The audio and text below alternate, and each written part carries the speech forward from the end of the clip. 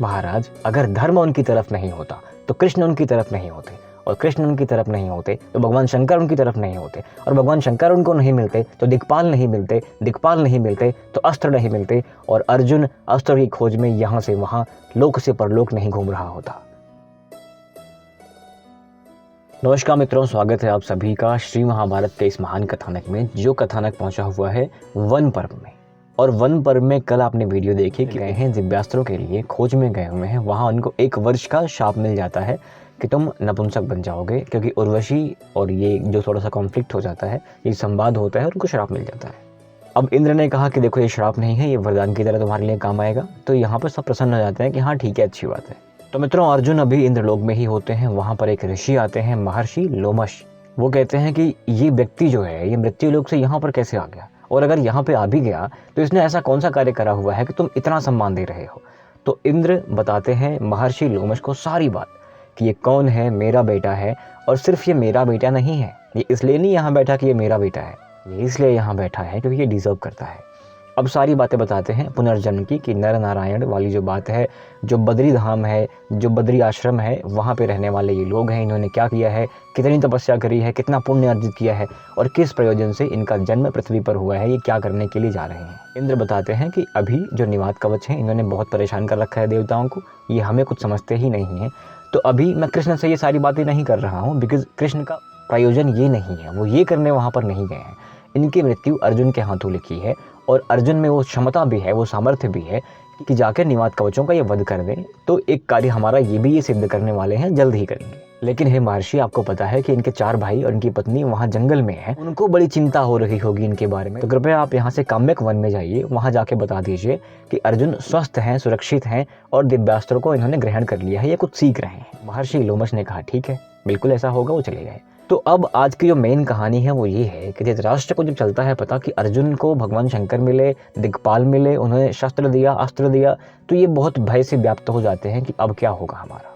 एक व्यक्ति जो अपनी महत्वाकांक्षाएं अपने बेटे के थ्रू पूर्ण कर रहा है, अगर महत्वाकांक्षा नहीं पूर्ण हुई, पहली बात, दूसरा महत्वाकांक्षा पूर्ण करने के चक्कर में अपने वंश को ही खत्म कर दिया, तो ये सारी बातें जो है मन में इनके गूंज रही हैं कि अब क्या करूं। और तीसरी बड़ी बात कि भगवान कृष्ण ने भी इनको समाप्त करने की प्रतिज्ञा ले ली थी, ये बात भी संजय को पता है, ये बात भी गुप्तचरों के द्वारा इन सबको पता है। तो यहाँ मंथन चल रहा है, दुख चल रहा है, अब करें क्या। तो धृतराष्ट्र अपने सारथी संजय जी को बुलाते हैं। संजय से कहते हैं कि हे सूत, जैसा कि तुम बता रहे हो, गुप्तचरों ने बताया, हम सब जानते हैं कि ये कांड हुए हैं। कांड क्या हुए हैं? बेसिकली कृष्ण की बात हुई है, दूसरा अर्जुन के सामर्थ्य की बात हुई। तो मुझे अब लग रहा है कि हमारा अंत तो बहुत निश्चित है, मुझे कुछ समझ नहीं आ रहा मैं क्या करूं। धृतराष्ट्र ने कहा कि हे संजय, मेरा मूर्ख बुद्धि पुत्र अब अपनी मृत्यु को आह्वान कर रहा है, वो विषय भोग में पड़ा हुआ है। तनिक विचार करो कि जो व्यक्ति हंसी में भी मजाक में भी झूठ नहीं बोलता, आज वो मेरे पुत्र पर क्रोध करके बैठा हुआ है। उसका भाई अर्जुन, जिसका सामना करने की क्षमता मेरे पक्ष में किसी में भी नहीं है। भीम ने तो बड़ी बड़ी प्रतिज्ञाएं भी करती हैं। तुम तनिक विचार करो कि जब वो लोग वापस आएंगे, युद्ध करने आएंगे, तो हमारा क्या होगा। मृत्यु ने मेरे पुत्रों की मदी को घेर लिया है, और सबसे बड़ी दुख की बात यह है कि ये घिरा किन लोगों से है। कर्ण, शकुनी, ये सब महामूर्ख हैं, और ये हमेशा इसको गलत बातें ही सिखाते हैं। क्या तुम जानते हो संजय कि भगवान शंकर ने स्वयं दर्शन दिया है उसको। महर्षि व्यास ने कहा कि जो दिक्पाल सबको नहीं दिखते, जो देवता सबको नहीं दिखते, वो देवता उसके सामने आकर के उसको दिव्यास्त्र दे रहे हैं। तुम कल्पना कर पा रहे हो संजय क्या होने वाला है आगे। मैंने सुना है संजय कि उसने भगवान शंकर को अपने युद्ध विद्या द्वारा प्रसन्न कर दिया है। अर्जुन का लोहा लेने की क्षमता किसी में भी नहीं है। चलो मानता हूं मैं कि द्रोण और कर्ण अर्जुन का सामना करेंगे, लेकिन आचार्य द्रोण वृद्ध हो रहे हैं। पर मैं ये भी मानता हूं कि पितामह भीष्म अर्जुन को लोहा दिला सकते हैं, लेकिन फिर भी ये बात मैं नहीं मान सकता संजय कि ये सब अर्जुन को परास्त कर देंगे, ये जीत जाएंगे। संजय ने कहा कि जी महाराज, जो कुछ आप कह रहे हैं बिल्कुल ठीक है। अर्जुन को परास्त करना अभी संभव नहीं रह गया है। अर्जुन को देवताओं ने, यहाँ तक कि जब भगवान शंकर ने स्वयं उनके सामने आके अस्त्र दे दिया, तो और बाकी ही क्या रह जाता है। भगवान कृष्ण पहले से उनके साथ हैं। महाराज, मैं कल्पना भी नहीं कर पा रहा हूँ कि जब 13 वर्ष समाप्त हो जाएगा, तो जो यहाँ महायुद्ध होने वाला है, जो भीम की प्रतिज्ञा है कि जब द्रौपदी को दुर्योधन ने अपनी जंघा दिखाई थी, उस जंघा को तोड़ने का संकल्प जब भीम ने लिया था, कांपते स्वर में लिया था, मैं तो उसको पूर्ण होता हुआ देख रहा हूँ। एक स्त्री को खींच कर लाया गया, उस पर अपशब्द कहे गए, आपके पुत्रों ने ये सब करा और आपके पुत्रों ने करवाया, इन सब कर्मों का दंड तो मिलेगा ही महाराज। धृतराष्ट्र ने कहा कि हाँ संजय, अर्जुन के बाणों से बचना अब असंभव हो गया है। तुम ये सोचो कि एक जब पहाड़ टूट कर गिरता है तो कुछ ना कुछ तो वो छोड़ देता है, लेकिन अर्जुन के बाण जब चलेंगे ना, जब उसे गांडीव की प्रत्यंचा की टंकार होगी ना, तो मेरे पुत्र निश्चित ही मारे जाएंगे। और हे संजय, गुप्तचरों ने बताया कि कृष्ण भी वहां पर आए थे। कृष्ण ने मेरे पुत्रों को समाप्त करने की प्रतिज्ञा भी ले ली है। तुम कल्पना कर पा रहे हो संजय, अब क्या बचने को रह गया है? अंधकवंशी, वृष्णवंशी और द्रुपद के पुत्र जहां मिल जाएंगे, उनकी महान सेना जहां मिल जाएगी, क्या कौरव उसके सामने रुक पाएंगे, टिक पाएंगे? हमारे पक्ष से युद्ध करने वाले आचार्य द्रोण, आचार्य कृप, पितामह भीष्म, इनकी छातियां बूढ़ी हो चुकी हैं। ये उनके बाणों को कब तक रोक पाएंगे?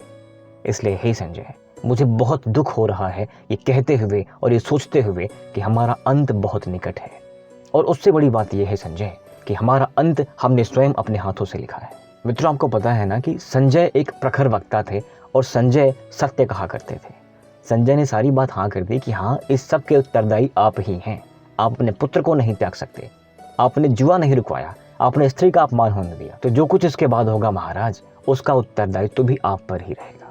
धृतराष्ट्र कहते हैं कि हे संजय, कृष्ण की प्रतिज्ञा के बारे में तुम तनिक संक्षेप में बताओ कि तुम्हारी क्या राय है। संजय ने कहा कि महाराज, अब राय करने के लिए कुछ बचता नहीं है। क्या कृष्ण के पराक्रम को हम नहीं जानते, या पांडवों के पराक्रम को हम नहीं जानते? क्या आप कल्पना कर पा रहे हैं, जहां पर ऐसे महाबट एक तरफ होंगे, सत्य उनकी तरफ होगा, धर्म उनकी तरफ होगा, तो हम एक क्षण उनका सामना कर पाने की क्षमता रखेंगे?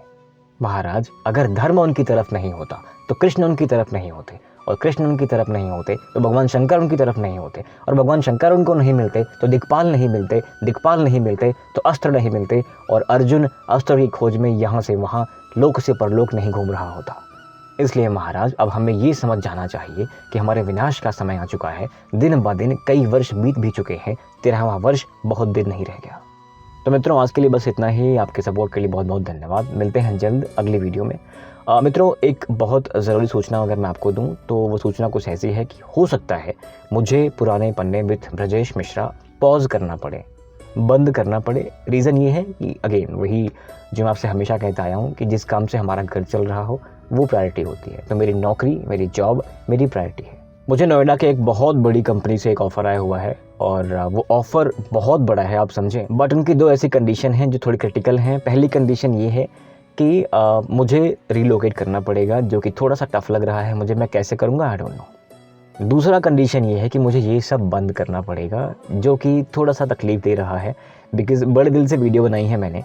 लेकिन एक बात बड़ी क्लियर है मित्रों, जो भी है ना, ये बहुत लंबा तो नहीं चलेगा, बट ये जो मेरा पैशन है ये लाइफ टाइम चलने वाला है। और मैं आप में से कुछ लोगों को पर्सनली भी जानता हूँ, मैंने कुछ लोगों से बात भी करी हुई है।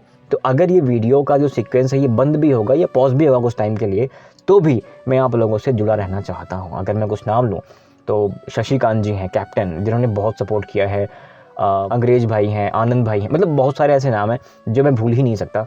पूजा जी हैं जो पुणे से हैं, उन्होंने बहुत सपोर्ट किया है। मैं पर्सनली बहुत थैंकफुल हूँ कि इतना डीप एनालिसिस करती हैं वो, और इतने कमाल के कमेंट्स करती हैं वो हमेशा सच को सच, गलत को गलत कहने की क्षमता रखती हैं, और यही आप लोग भी करते हैं। अगर मैं कुछ और नाम ऐड करूँ तो प्रवीण भाई हो जाएंगे, गिरीश कुमार जी हो जाएंगे, नीरज भाई हो जाएंगे, अभी भाई हो जाएंगे। वैसे नाम तो बहुत ज़्यादा हैं, आई एम श्योर बहुत नाम है, और आप लोगों ने थ्रू आउट अभी तक सपोर्ट करा ही करा हुआ है। तो मैं चाहता हूं कि अगर इन केस, अभी तो खैर हो नहीं रहा है, अभी बात ही चल रही है, कब होगा कैसे होगा आई डोंट नो। जो बड़ी कंडीशन क्रिटिकल है वो ये है रिलोकेट करने वाली, जो कि मैं बहुत ज़्यादा अनकंफर्टेबल हूँ, बट लेट्स सी क्या हो रहा है। तो अगर ऐसा कुछ होता भी है तो भी मैं आप लोगों से जुड़े रहना चाहता हूँ। प्लीज़ आप लोग बता दीजिएगा कि कैसे कर सकते हैं कनेक्ट। हम व्हाट्सएप पे करना है, ग्रुप बना सकते हैं, इंस्टा पे करना है तो प्लीज़ मुझे मैसेज कर दीजिएगा, टेलीग्राम पे करना है। अगेन एनी हाउ मैं आप लोगों से जुड़ा रहना चाहता हूँ। तो आज के लिए बस इतना ही, मिलते हैं जल्द। थैंक यू वेरी मच, जय हिंद।